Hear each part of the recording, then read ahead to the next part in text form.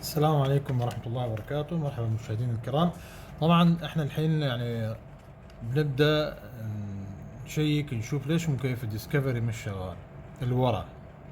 فأنا فكيت السويتش تبع المكيف اللي ورا على أساس أشيك إذا كان الزراير هذه قاعدة تعطي كهرباء، يعني تسكر الدائرة الكهربائية ولا ما قاعدة تسكر.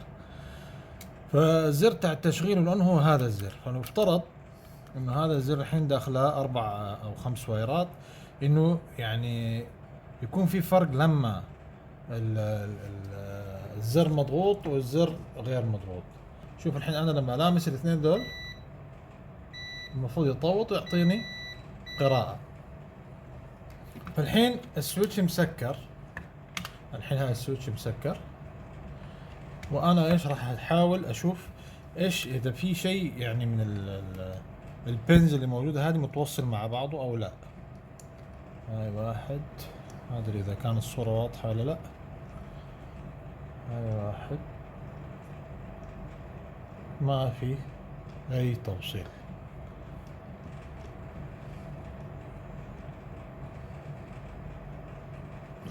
لكن شوف لما لامسهم المفروض انها تتسكر الدائرة. الحين هنا هاي واحد، هاي الثاني، هاي الثالث، هاي الرابع، هاي الخامس، ما في اي توصيل. نجرب الثاني، واحد، اثنين، ثلاثة، ما في. الثالث، هذا في حال انه سويتش اوف. الحين بنحط السويتش على الاون، يفترض انه يسكر معي. يعني اي بنين لازم يكون في بنين على الاقل متوصلين مع بعض.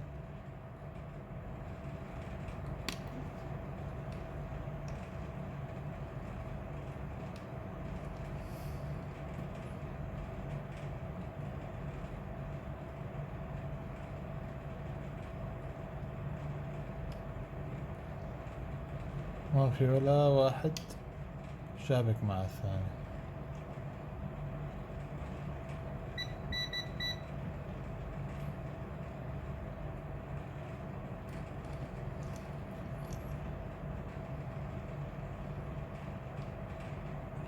فمن الواضح كده ان السويتش هذا فيه مشكلة، هذا السويتش.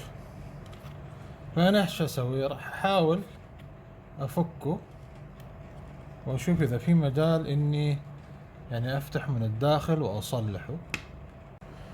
طيب انا فكيته. طيب شباب، انا يعني ايش بالمفك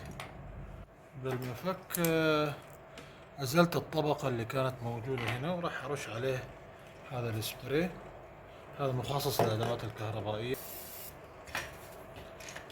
حتى على هاي هنا في نحاسات صغيرة، ما ادري انتم شايفينها ولا لا. ارش عليها. هاي هي الكونكترز تقريبا.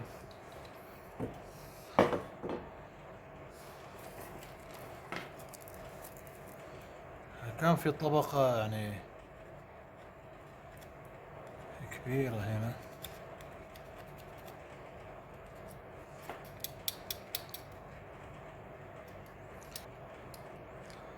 اتمنى كل شي يركب تاني مضبوط. على اي حال هي محاولة.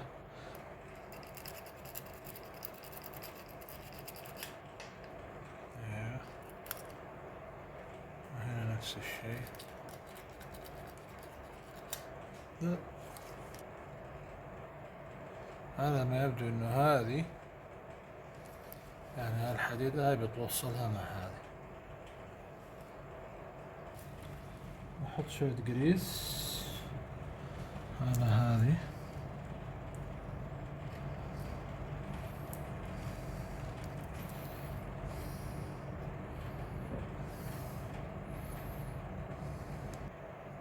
أنا أرجو أن الأمور تمشي معي بسهولة. يعني الحين بعد ما جمعنا المفتاح، طبعا المفتاح صار له أضرار لأنه مش معمول إنه ينفتح، هو معمول إنه يتبدل وخلاص.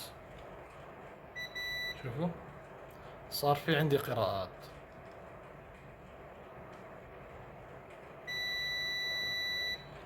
الحين ان شاء الله بنركب في السيارة ونأمل ان يعني النتائج تكون كويسة. يلا بينا، يلا نجرب.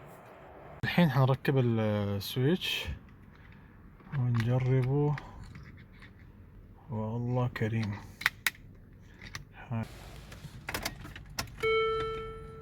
المكيف، أبشركم المكيف الورا اشتغل، شوفوا الحين المكيف شغال يا شباب.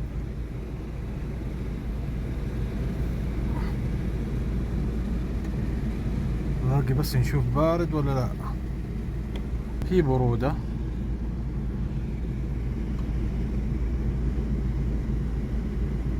في برودة موجودة.